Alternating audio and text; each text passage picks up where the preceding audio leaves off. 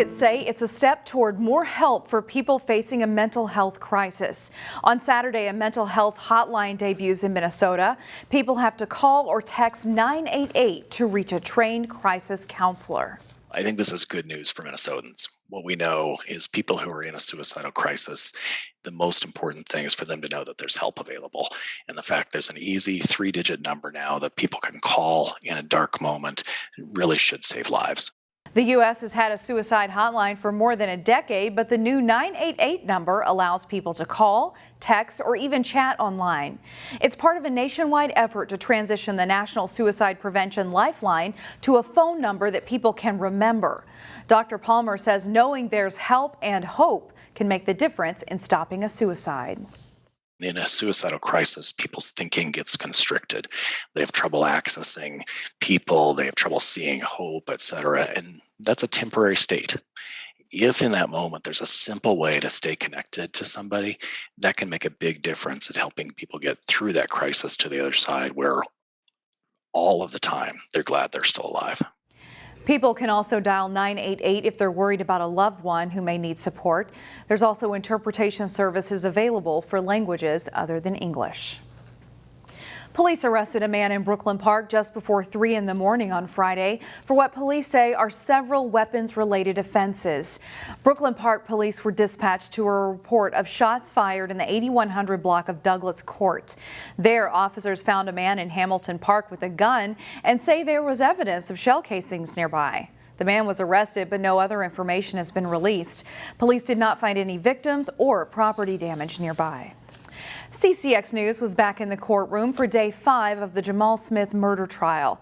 He's accused of killing youth baseball coach Jay Bouton on Highway 169 last summer. CCX News reporter Sarah Tamer has been covering the trial from the start, and she has more from what happened on Friday. In court Friday, testimony was set to begin at 9:15, but was delayed about an hour and a half due to what the judge called unexpected legal issues. Jamal Smith's defense attorney let the court know they object to use of jailhouse calls and cell phone video as evidence because that places the focus on Smith's character and, quote, uses his incarceration against him. The calls in question are to Smith's girlfriend, where he allegedly told her not to talk to police. State prosecutor Dan Allard responded by saying the evidence is clearly relevant because it showcases consciousness of guilt. Judge Nicole Angish ultimately ruled the evidence the state is using is supported because it is narrowed down and specific. As of Friday afternoon, it was unclear whether or not Smith will testify. Court will pick back up on Monday when the jury will hear more of Smith's jailhouse calls. Reporting in Minneapolis, Sarah Tamer, CCX News. Construction crews continue to move forward on the West Broadway Avenue Bridge's reconstruction project between Robbinsdale and Minneapolis. Reporter Taylor Rivera explains more about what's coming next. Here at the West Broadway Avenue Bridge, we can see that workers have most of the main structures in place. What comes next is setting the support beams. So the real focus is trying to improve what was the old infrastructure out here, and when we do replace these bridges in the interchange, we're looking to make some bigger safety improvements, some better sight lines and ramp connections and trail connections as well. Construction will happen overnight on Friday into Saturday. Hennepin County says this is an important activity that requires crews to be very careful, so there are road closures during that time. Neighbors can expect to hear noise from cranes and construction. Hennepin County says after pouring concrete, it'll take about 2 months for it to cure. For CCX News, I'm Taylor Rivera. You could say an elementary school girl is hitting a home run in the game of life. Reporter Sonia Goins shows us how the Minnesota Rolling Twins wheelchair softball team is helping one girl succeed on and off the field.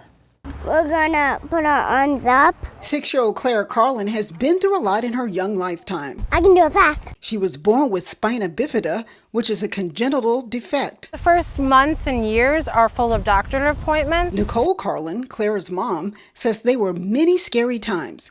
Lots of hospitalizations and surgeries, including a historic operation where doctors from Texas flew to Minneapolis to perform a fetal surgery. First ever in Minneapolis at Children's, yeah. Okay, Maggie, I'll throw it to you this time. Despite the medical challenges, 6. Clara is a spunky, ambitious, outgoing first grader. I'm really great and I'm smart and I'm the top leader in my class. She goes to the Courage Kenny Rehabilitation Institute for physical therapy. Oh, good swing. And she also plays for the Minnesota Rolling Twins wheelchair softball team. Whoa, good job. Capable and competitive. Oh, good swing. Clara loves being on the softball field. Go to three. Here? Then go to home, yep. Her skills have improved since she first started last year. Why don't you get some water? Nice. That's why I try to share her story, is I wish the younger people can see. It might be scary, but there's amazing times ahead. You got a home run! Clara's mom says the Rolling Twins has brought some normalcy to her life. Kind of getting at that age where she's realizing I'm a little different than everybody else. And she likes that when she comes here, she doesn't have to worry about that. She's just like everybody else. They're just like me, and it's fun that they're just like me because we also play together. Recently, Clara participated in a Minnesota Twins event that encouraged children and teens with cognitive and physical disabilities to learn about softball. It's awesome to provide them fun, excitement, and love for the game of baseball. Oh! Clara had bladder surgery the day of the event and refused to miss out on the action. I was scared, like she wouldn't want to go. And I'm like, we could just cancel. And she's like, no, Mom, I got this. How'd you do that? The supportive mom wants other people to know that there's always hope. It's just been so much for her, so it's just so nice for her to finally come, unwind, and be a normal child. Sonia Goins, CCX News. And Clara is already thinking ahead. The 6-year-old says she wants to be a veterinarian or a teacher when she grows up. For more stories like this one, make sure you check out our website, ccxmedia.org.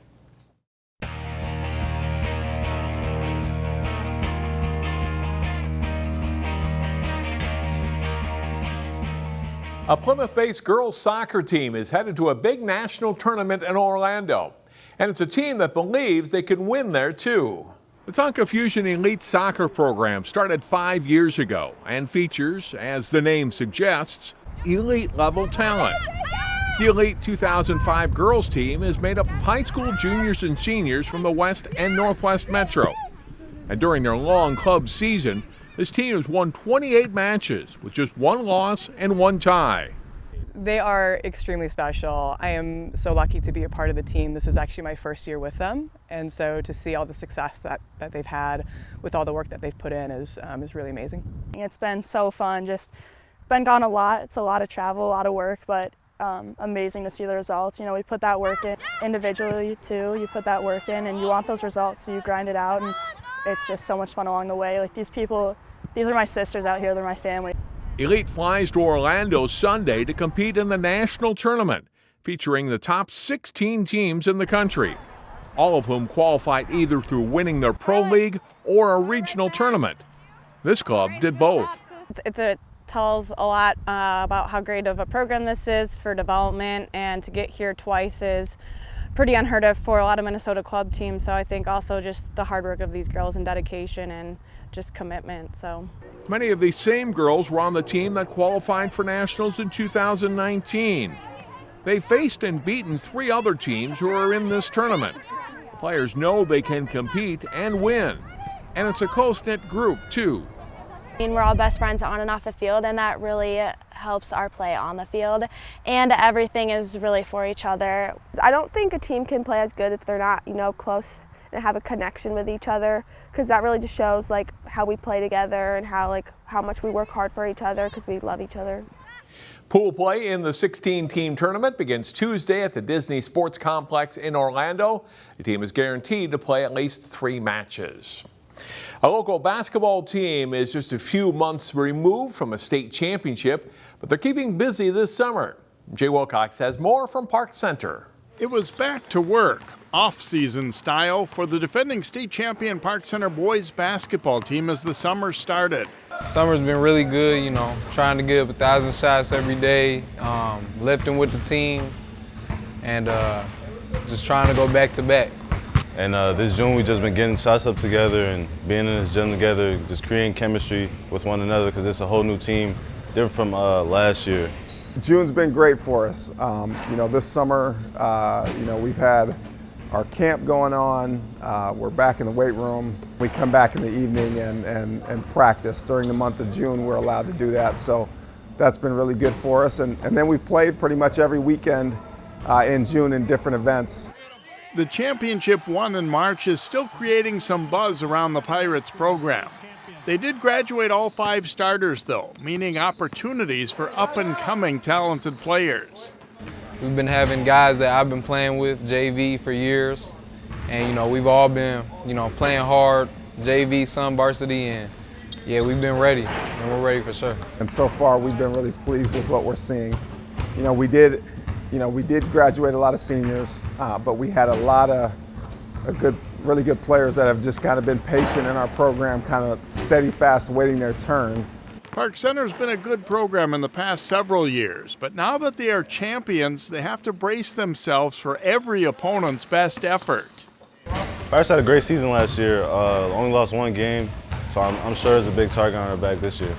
We've been in the hunt for a long time, and now we're kind of the hunted, if you will. So that's a little bit different position than we've been in, but it's also a good position. It's an honor. They'll always cherish the state championship, but the goal is to contend again when the 22-23 season rolls around, and the work starts now. Jay Wilcox, CCX Sports.